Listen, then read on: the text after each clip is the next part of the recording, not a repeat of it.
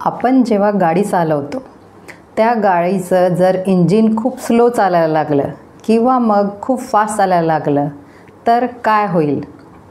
हेच परिणाम आपल्या शरीरात असणाऱ्या थायरॉईड ग्रंथीच्या ओव्हरवर्कमुळे किंवा अंडरवर्कमुळे होतो. याला हायपोथायरॉइडिझम किंवा हायपरथायरॉइडिझम म्हणतात. एक बटरफ्लायच्या आकाराची एक ग्रंथी आपल्या नेकच्या ठिकाणी थायरॉईड नावाची ग्रंथी असते आणि ही ग्रंथी मेटाबॉलिझम, ग्रोथ आणि एनर्जी लेवल मेंटेन करते आपल्या बॉडीमध्ये. चयापचय क्रिया, आपली वाढ होणे आणि आपली एनर्जी टिकवून ठेवणे हे सगळे काम ही ग्रंथी करत असते. आणि याचे T3 आणि T4 असे हॉर्मोन्स असतात जे की रक्तामध्ये फिरत असतात आणि वेगवेगळ्या ऑर्गन्सवर आपल्या पूर्ण बॉडीवर याचा परिणाम होतो.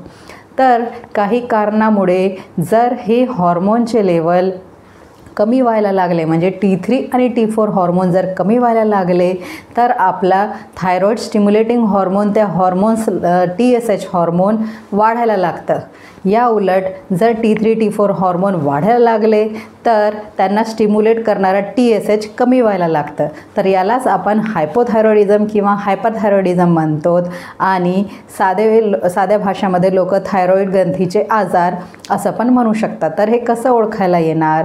तर हायपोथायरॉइडिझममध्ये आपल्याला बरेच सिम्पटम्स असतात, जसं की अचानक केस गळणे आणि आपल्याला झोप न लागणे, डिप्रेशनमध्ये जाणे, निगेटिव्ह विचार येणे, तसंच खूप अचानक थंडी जाणवणे, कोल्ड इंटॉलरन्स म्हणजे थंडी सहन न होणे, किंवा मग आपली बॉडी जसं मी म्हटलं आपल्या बॉडीचं इंजिन स्लो डाऊन होऊन जातो, म्हणजे सगळ्याच ॲक्टिव्हिटी स्लो होतात.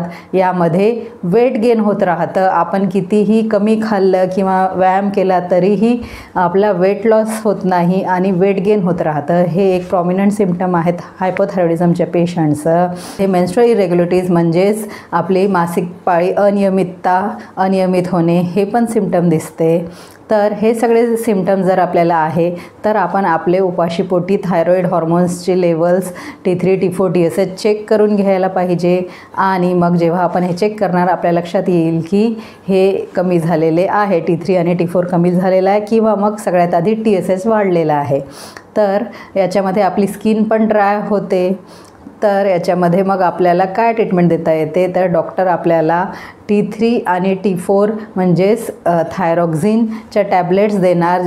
जे आपल्याला कमी पडत आहे बॉडीमध्ये ते आपल्याला दररोज सकाळी उपाशीपोटी एक टॅबलेट असते, काचेच्या बॉटलमध्ये असते ती. आणि मग 3 मंथ्सनी परत ब्लड चेक करण्यात येईल. आणि जर आपलं गोळ्या खाऊन आपल्या थायरॉईड हॉर्मोनची लेवल मेंटेन्ड आहे तर आपण समजायचं की आता म्हणजे थायरॉईड हॉर्मोन्सची लेवल मेंटेन आहे, म्हणजे आपल्याला या इंजिनला आपल्याला नॉर्मल ठेवता येते. अदरवाईज कधीकधी चक्कर येणे आणि फटीग म्हणजे खूप थकवा येणे हे सगळे जर आपल्याला सिम्पटम दिसत आहे तर आपण नक्कीच आपले हे ब्लड टेस्ट करून घ्यायला पाहिजे. तर याचे काय कारण असू शकतात? तर मॅक्झिमम लोकांना ऑटोइम्यून कारण असते. ऑटोइम्यून डिझिजेस आपल्या शरीरात खूप सारे असतात. स्किनचे पण डिझीज ऑटोइम्यून असतात, केसांचे पण असतात. तर याच्यामध्ये आपल्या शरीरात काही पदार्थ तयार होतात आणि आपल्या शरीराच्या पेशींनाच ते पदार्थ नष्ट करतात, त्याला ऑटोइम्यून म्हणायचं. तर थायरॉईड हॉर्मोन प्रोडक्शन कमी होत जाते ऑटोइम्यून वेमुळे. तर याला जसं मोस्ट कॉमन हशिमोटोज थायरॉइडायटिस असं पण त्याचं नाव आहे. काही वेगळे कारण कुठे आयोडीनच्या कमतरतेमुळे पण हे होते, पण आजकाल मिठामध्ये आयोडीन टाकलेलं असते म्हणून जनरली आयोडीनचं प्रमाण आधीच्या काळापेक्षा आता कमी पडत नाही.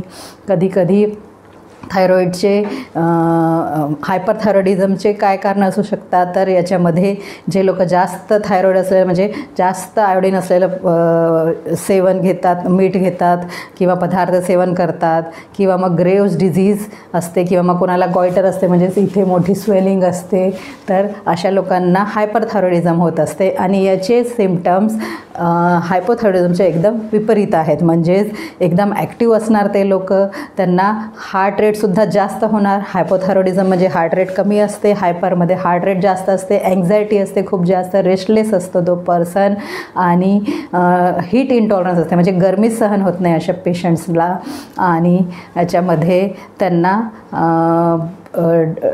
त्यांचे डोळे पण असं एक्झॉफ्थॅल्मस म्हणजे डोळे बाहेर आल्यासारखे दिसू शकतात. तर हे सगळे सिम्पटम्स हायपरथायरॉइडिझमचे आहेत. आणि याच्यामध्ये मग थायरॉईड जे ग्रंथी जे प्रोड्यूस करत आहेत ते कमी प्रोड्यूस करायला ते ड्रग्ज देता येणार, थायोयुरेसिल वगैरे आणि याच्यामध्ये जर जास्त इथे ट्यूमर झालेला आहे तर त्याला रेडिएशन ट्रीटमेंट दिली जाते, किंवा मग गॉयटर आहे किंवा मग ट्यूमर आहे तर त्याला सर्जरीने पण रिमूव्ह करता येतं. तर असे हायपरथायरॉइडिझम आणि हायपोथायरॉइडिझम दोघांचे सिम्पटम्स अपोजिट आहेत. जशी आपली इंजिन गाडी आपण जे चालवतो त्याचे इंजिन स्लो डाऊन झालेलं आहे किंवा मग जास्त काम करत आहे, सेम तशा प्रकारचे इफेक्ट या थायरॉईड ग्रंथीच्या कमी किंवा जास्त झाल्यामुळे, हॉर्मोन्सच्या कमी जास्त झाल्यामुळे आपल्या शरीरावर होतो.